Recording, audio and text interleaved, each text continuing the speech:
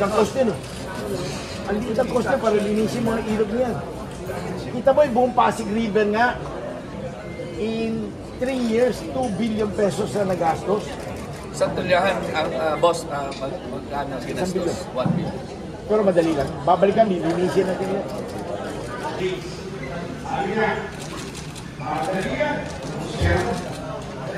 Sabi niya, hindi natin yung mga mayors ng Metro Manila kung saan yung mga baha para makita sa kanila yung problema para madali natin magawa ng solusyon.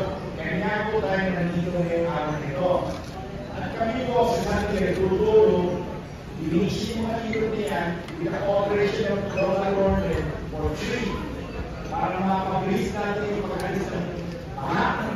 Mga kababayan, naaalala niyo yung mga makakusan sa dito. Yung diputan, last year, marami mga. Sinoritan yan. Interpretis. Sukat. Sinoritan namin yan. Kung mga pinabahag ng drainage. O yung alabaw, last week, nagbaha. Ganito namin kahit sa Mayor Gason. Actually, mga kahit ito, binigay ko yung authority para linisin yung para sa